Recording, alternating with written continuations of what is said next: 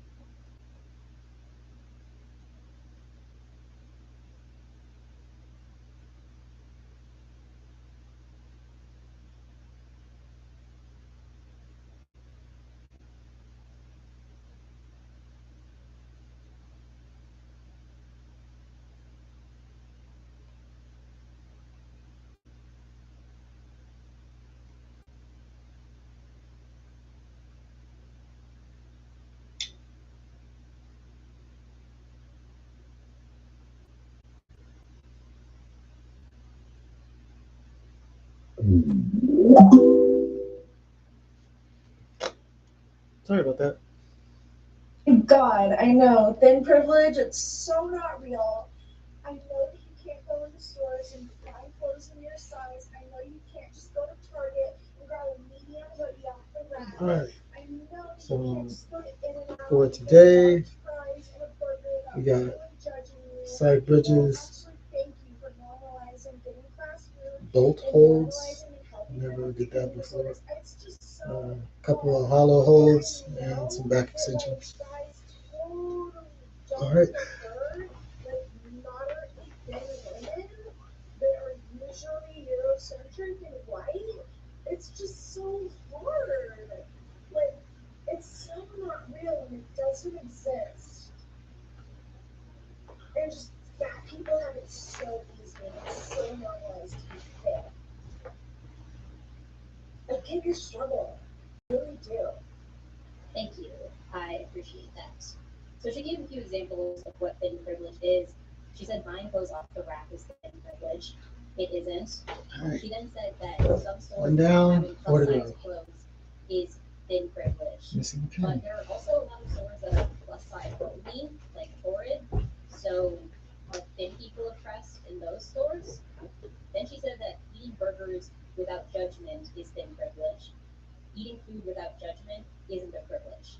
She also said that being thanked for helping people with their PTs is a privilege. That isn't a privilege, and it's also not exclusive to thin people. I've seen a lot of fat people getting praised for helping other people recover from OBD. So I think you're just not looking at the right places. And lastly, she said that men preferring thin women is their privilege. That's not a privilege because having someone attracted to you physically or romantically isn't a right. And then she also mentioned that men prefer women that are white and Eurocentric. First of all, what does that have to do with thin privilege? And second, are you not white and Eurocentric? I don't understand why the white and Eurocentric thing was mentioned. But overall, none of these are privileges. And if you're going to consider them privileges, let's also point out all of the fat privileges that exist. Like most clothing stores selling plus size clothing at the same price as smaller sizes. Plus size clothing is often sold at the same price as normal size clothing, even though it takes more fabric and more energy to make plus size clothes. So the cost of your clothing is being subsidized by smaller privilege. Or that your heating bills Two down, two to if you go. have more fat on your body, you'll probably stay warmer in the winter, which means lower heating bills. Fat privilege. And she said that not being judged for the food you're eating is thin privilege. But what about all the thin people that get shamed for eating too little at Christmas dinner every year? Is that not thin oppression? Now, to be clear, I don't think any of those things are privileges, just like I don't think any of the things listed in the video were privileges. But if you're going to consider buying clothes at Target and eating a burger without judgment to be a privilege, then there are a lot of ways in which being fat is also a privilege, which just goes to show that thin privilege isn't real. And if you want to know more about my opinions on that, I have an entire video where I break down in detail why thin privilege isn't real. I'll link it above and you can go watch it. But yeah, none of the points in this video were actual privileges. Why? Why should I be calm? I have a right to be upset. So if you didn't read the TikTok, it says, when there is literally less than a 1% chance a person of my size will ever be thin, but everyone thinks fat people just don't try hard. So she's saying that effort doesn't matter when trying to lose weight because less than 1% of fat people will ever become thin. But weight loss isn't impossible. And there haven't been any comprehensive studies done on the likelihood of achieving intentional weight loss done in the past 20 years. So this less than 1% number makes me very suspicious. So I went digging in the comment section to see if there was any citation for where this number came from. And y'all, this creator, Maddie, came out swinging in the comments to defend the statistic while spreading a whole bunch of other misinformation in the process. So let's go on a hunt for this 1% statistic because a bunch of other people that saw this video also did. I found no less than 10 comments where people asked where this number was from, and Maddie's response was always some variation of Google it. Someone asked, but why? I don't get why it's so low. Her response, give her a Google. There are plenty of resources out there. Give it a Google. Where did you get this percentage from? Quick Google. Literally, where did you get this statistic? Pretty easy to find with Google. Fun tip. When I don't trust the fact, I love to do my own research. It's a good life skill. 1% is pure misinformation. Google it. This is TikTok, babe, not a news site. Google it yourself. I guess I should make a video on this since none of you have any interest in typing into Google. And some people were so kind in how they asked and were completely giving her the benefit of the doubt, and this was her response. Someone asked, can we get a source for that statistic? I believe it, but I'm curious where it came from. She responded, I'll probably make a video eventually, but it's a quick Google. Someone replied, what exactly do I search to prove that less than 1% of people your size or larger can become slimmer? Maddie replies, well, clearly you didn't look because it's very easy to Now, find. one to The go. person replied, no, I didn't look, as I'd like to know what I should search to prove your point. I'm not hating, I genuinely like to view your sources. And she gave no response. Someone asked, source? Maddie replied, give her a Google. And the person replied, Google what exactly? So I'm clearly not the only person that really wanted a source for this claim. But Maddie goes on to say, if you take this video as me telling people to give up, you need better comprehension skills. I'm asking you to stop assuming we're lazy. It's wrong. Why are you blocking people and deleting their comments even if they're being respectful? Maddie says, I don't delete respectful comments. The reply says, yes, you do. I have screenshots of my friend commenting. You blocked him and deleted all his comments even though he wasn't being rude. If I blocked him, he was being rude. It's not something you get to have an opinion on, honestly. No, he wasn't. He explained how you misinterpreted the statistic, then asked for a source, and you blocked him. Maddie replies, I don't need to argue with people who have decided that my body is their opinion. I didn't misinterpret the statistic, and I've said, Google it. If you and your friend don't want to learn, and you want to get all up in arms about me deleting comments, truly have fun. But realistically, you could just move on with your day or read other comments in which I've shared sources. My question is why you're taking screenshots. Why are you so up in arms about a stranger's video? Move on with your day. The person replies, What? What does my body is their opinion even mean? And now you're just changing the argument. My point is very simple. Don't try to change people's minds, and when they try to have a respectful discussion, you block them. Maddie replies, if I blocked him, it wasn't respectful. You can tell by these comments. I clearly have no problem with having a discussion. A different person replies, why are you lying? I've seen you delete plenty of respectful comments. You deleted a comment asking for a source. How is that disrespectful? Probably asked in a rude way. Don't remember. I've given sources in the comments, and it's easy to Google. TikTok doesn't require a bibliography. The person replies, why are you being difficult on purpose? This is not how you convince people of your views. Maddie replies, I'm being difficult? That's hilarious. Maybe the person I replied to deleted their comment. I don't know. I researched and listened to a bunch of studies. I'm not going to do that for every commenter. Just fucking Google it. There was a study in London from what I remember, and one on Healthline, I believe. But you have the skills to use the internet. I believe in you. The person replied, just make a comment with your sources and pin it. If someone asks for a fact, when they ask where you learned it from, don't just say Google is free, because that's rude and just plain weird. If I told you black mambas have extremely deadly venom, and you ask me where I found out, and I tell you Google is free, are you going to be annoyed? Or are you going to say, oh yeah, you're right, my bad for being lazy and asking someone to cite their sources. I should just find the sources myself because I can totally tell which source they learned it from. And Maddie replies, the irony of calling a fat person lazy and then being too lazy to Google is not lost on me. This person didn't call her lazy. They made a sarcastic reference about themselves being lazy. But she saw the word lazy and that was it. It was directed towards her. So yeah, people were trying really hard to find where the source of this 1% claim came from, and she would not provide it. She just told people to Google it and that they were lazy for not finding it themselves. But aside from that, Maddie also replied to a lot of comments with more misinformation when it comes to health risks of obesity and how people become obese. One commenter said, wait, I genuinely don't understand what this means. Like, why can't people do it? Maddie replies, genetic cases aren't that rare. Not sure who told you that. Someone replies, genetic cases that prevent you from losing weight are not common at all. There are very few that do that.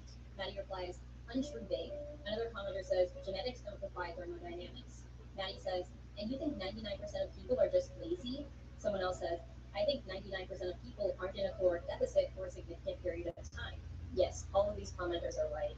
Genetic cases that cause people to become obese, especially morbidly obese, are very rare, and most people are obese because they overeat.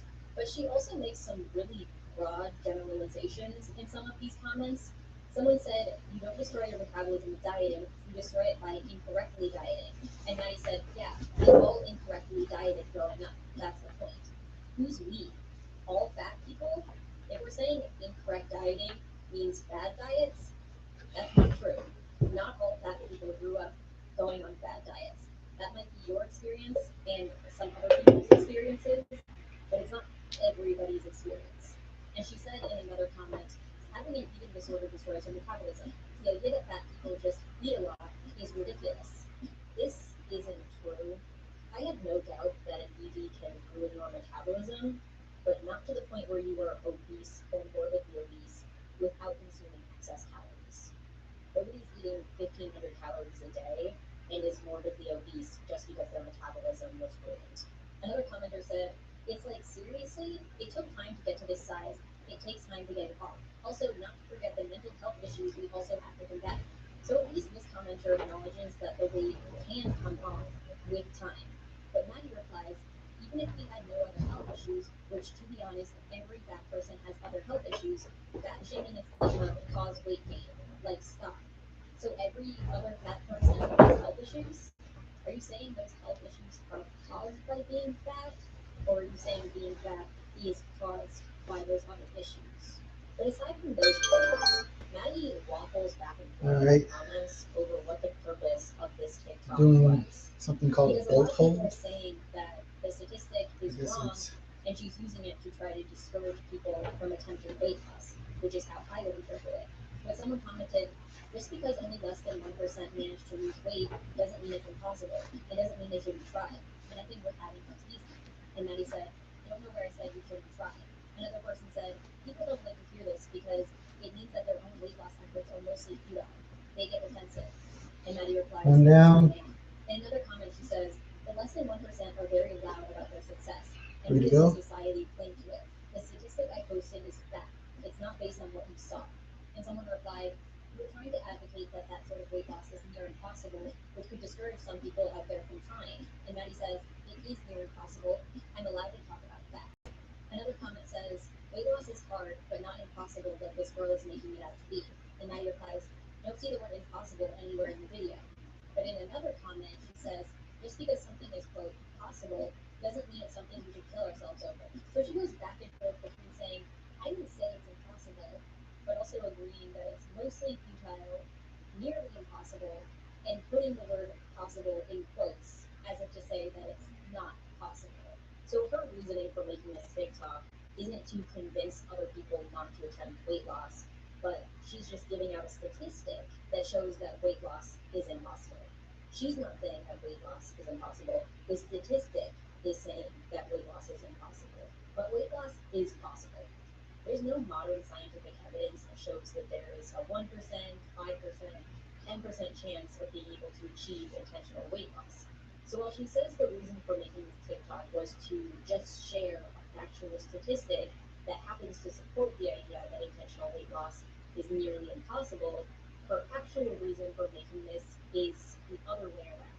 She believes that intentional weight loss is impossible, so she made up this 1% number to try to convince other people that intentional weight loss is impossible. And you can tell this is true by how hard she's fighting in the comments to not have to reveal the source of where she got this 1% number. If all this TikTok was meant to do was to share a fact, then it shouldn't be this hard to share the source of that fact. Because remember, we're still on the hunt for the source of this 1% number. But the full version of that last comment said, just because something is, quote, possible, doesn't mean it's something we should all kill ourselves over. And we do. Fat people are made to feel inhuman. And a reply says, interesting choice of words, considering unhealthy weight leads to more disease and generally premature death. Maddie says, that's actually blown way out of proportion. I recommend the podcast Maintenance Phase if you want to learn more about that.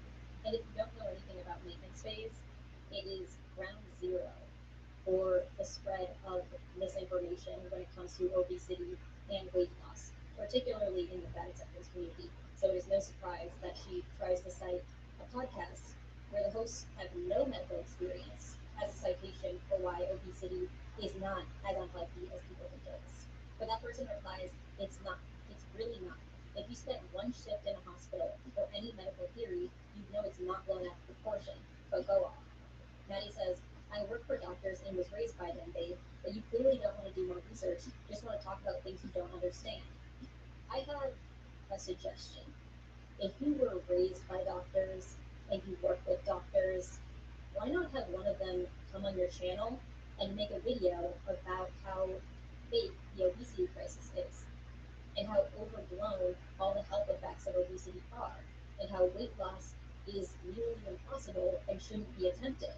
Why not do that? It would give a lot more validity to your ideas than citing a podcast made by people that are not medical professionals. And let's also point out that the do your own research thing is textbook science denialism behavior.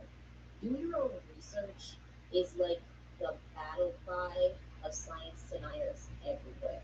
When they are losing, when they are trying to convince someone else of their nonsensical views, the move they'll pull on their last breath is, you don't know what you're talking about. Do your own research. Think for yourself.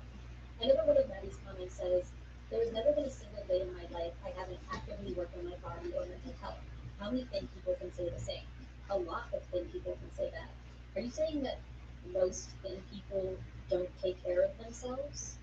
And she said in other comments that the point of this post was to say that fat people aren't lazy, but you have no issue essentially turning that around on thin people and calling them lazy or neglectful, Two or down, whatever two other down. descriptor you're trying to say that fat people are not, that seems a little backwards. Another comment says, Grab my clothes from mom. I guarantee there is 100% chance you'll Can't become bring fit. Huh? Maddie says, How much "No, is it? I will die." What? The How much response clothes are says, there? Yes. Just enough As for you the lose bag. all your body fat. I mean, they're both She can't bring it to you? technically right. Another comment says, Weather's kind of "You bad can't out. really put a Huh? statistic on that. So the So weather's it kind of depends bad. solely on their willingness to stop their addiction and unhealthy fat." I didn't think I It's should cold. say Okay. this. I didn't say that you did. Go back. Buddy. Yeah, see, this person knows what's up. And mind you, we're scrolling through all these comments, searching for where she said that she put the source for this 1% claim. We still haven't found it yet.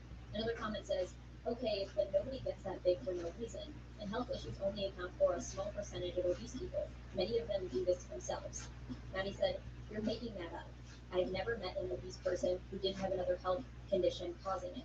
Okay, so in that last comment where she said that all fat people Three have down, other one to health go. conditions, she was saying that they all have health conditions that cause them to become fat. What are these health conditions that all fat people have that cause them to be fat? Not that are caused by being fat, but directly cause them to be fat. This is not true.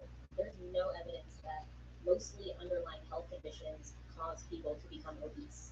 What health condition only started becoming common in the past 30 years as the obesity epidemic has taken off? If someone replies to that comment, then how come we never had so many obese people as we do now?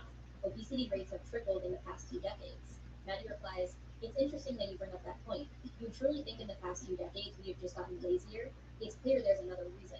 No, but they for sure are eating more junk than they should be, and now the media enables this, calling it body positivity. This person also knows what's up. This next comment says, I'm sorry, but how? Maddie says, a quick Google, tons of studies. The person replies, any keywords? Maddie says, there's an article by Healthline, one by NCBI, one from King's College London on the website Science Alert, and more. The hunt is finally over. We found the sources.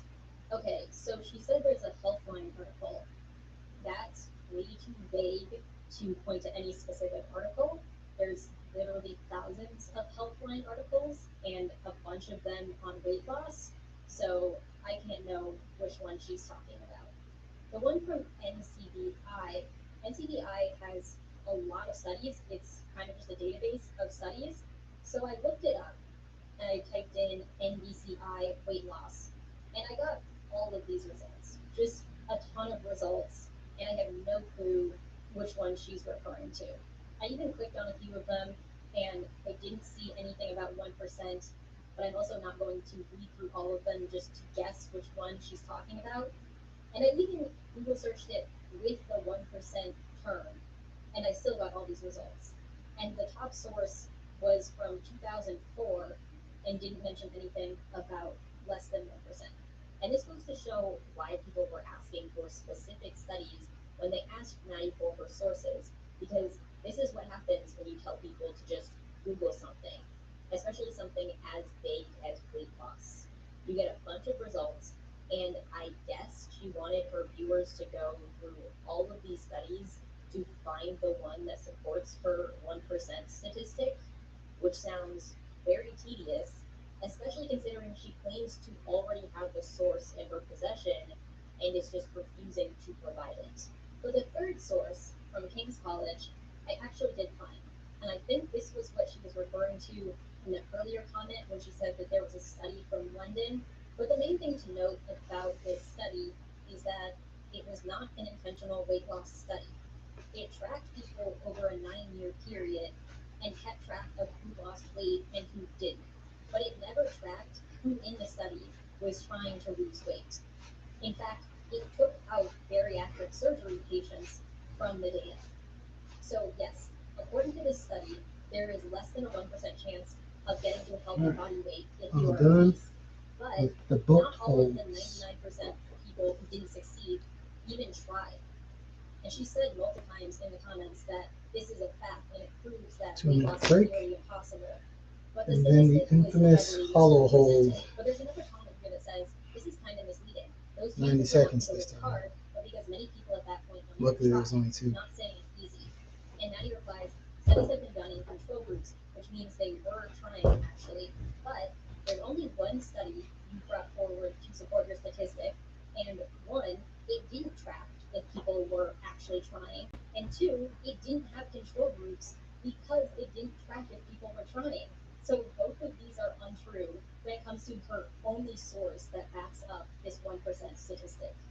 So I don't know if she didn't read the study or just misinterpreted it or expected nobody to actually go look at it, but that source does not support the idea that there is a 1% chance of achieving intentional weight loss. Overall, the entire comment section was a mess. There were so many false and weird claims made, like genetic disorders that cause obesity are very common, and that all fat people have underlying health conditions that cause them to be fat, and that people don't take care of their health. Not to mention the assertion that supposedly factual information that is stated on TikTok doesn't need to be cited because TikTok doesn't require bibliography and Google is free, which only opens the door for people to spread as much misinformation as they possibly can and say literally anything on TikTok with no scientific evidence or citations needed. I could make a whole TikTok account about bringing awareness to the magical and healing effects of eating styrofoam, and you can't ask me for proof. Google is free. Oh, you can't find any sources? Well, you're not looking hard enough. But this comment section as a whole exemplifies the behavior of any science denialism. Instead of providing sources for their often outlandish claims, they either tell people to do their own research to educate themselves, or provide a resource to a non credible Facebook source, or in this case, a non credible podcast. If it takes this much work to find a source for someone's claim, then don't believe the claim. She went comment by comment, telling people to Google the source of her claim themselves instead of writing and pinning a comment saying, hey, here are my sources, since so many people have asked. That would have taken significantly less time.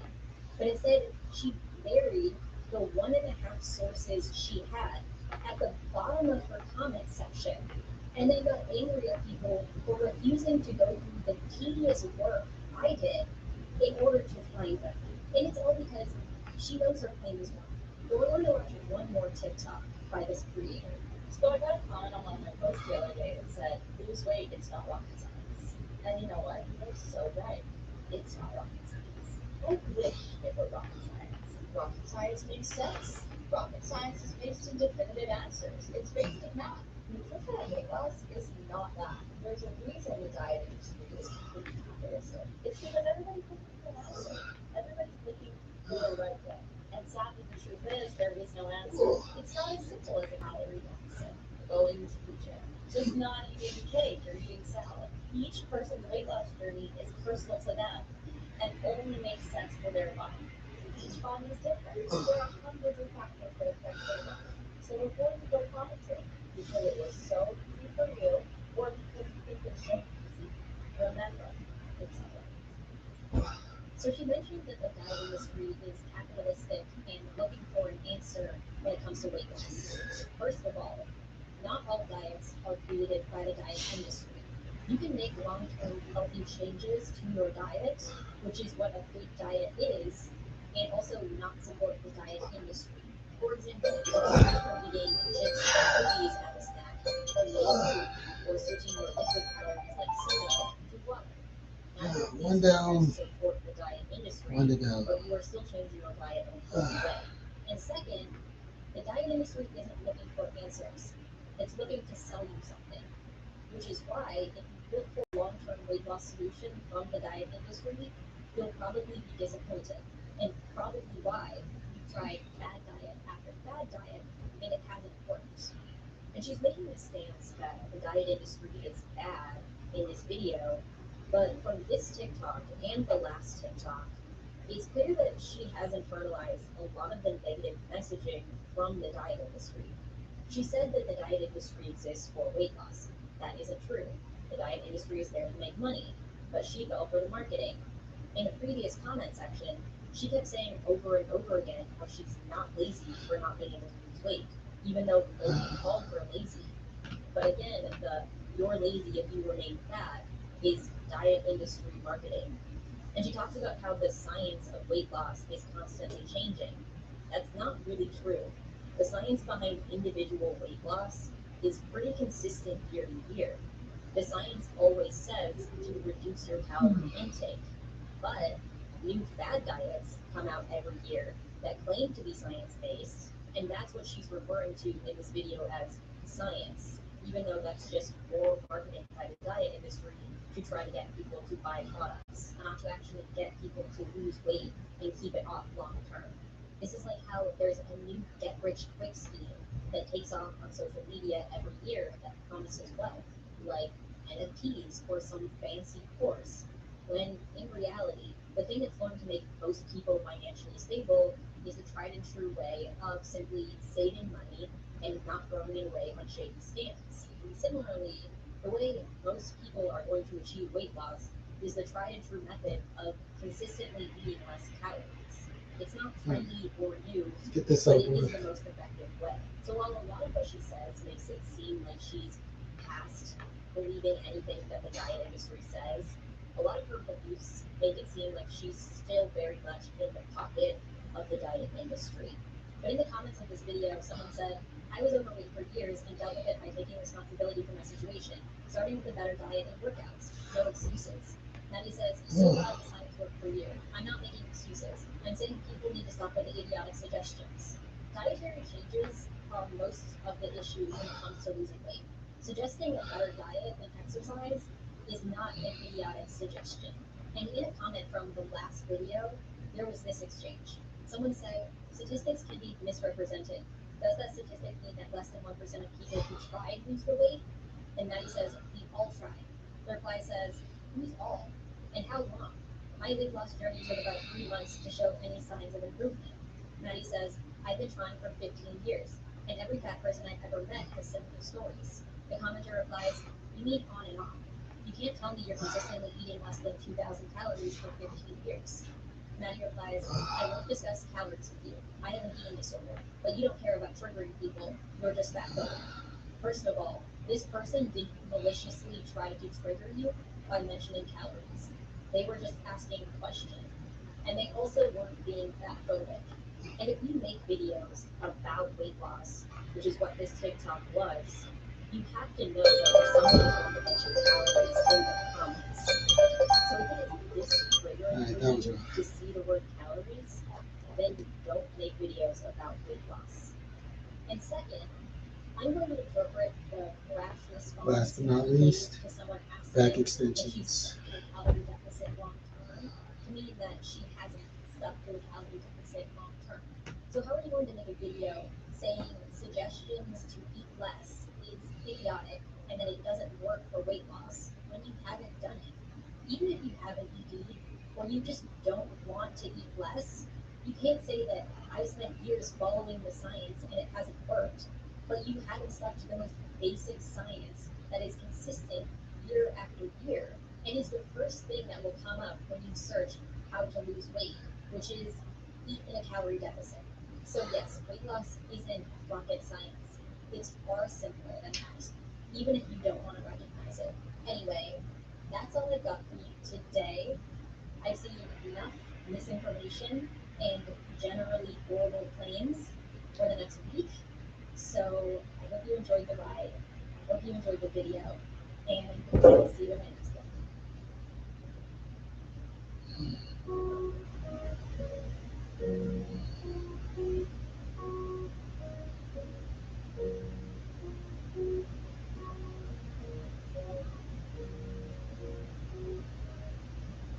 Oh my god, I love this skirt.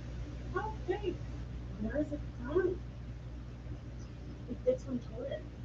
Wait, where? Just a place called Torrid.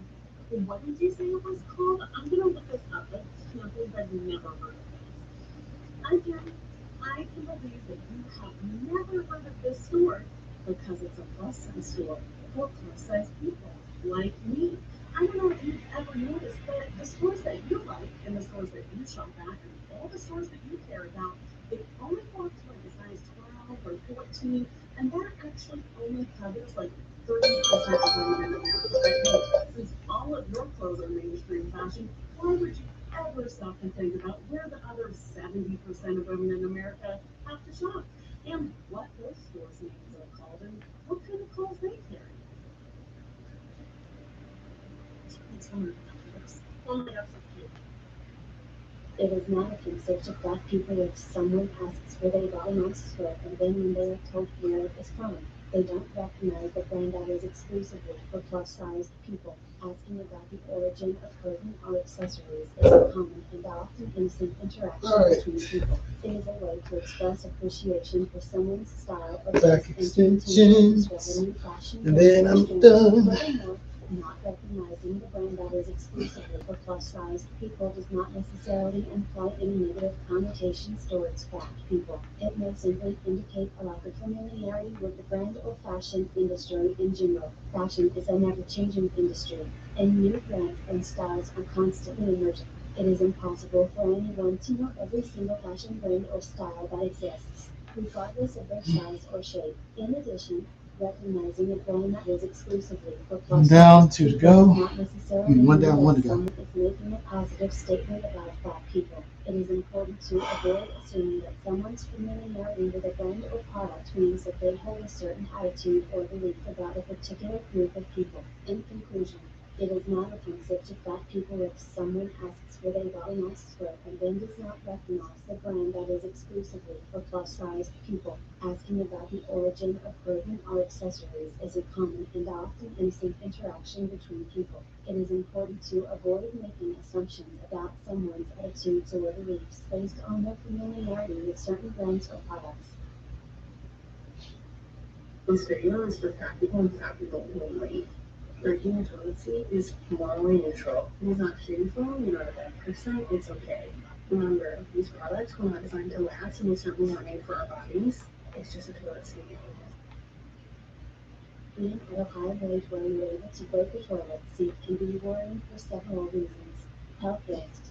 Carrying excess weight puts a strain on the body and increases the All risk day. of developing health problems Tomorrow is such day as 16 legs. diabetes and joint pain, See you then. mobility issues. Peace. Being at a very high weight can make it difficult to move around and perform daily activities, which can reduce quality of life. Emotional distress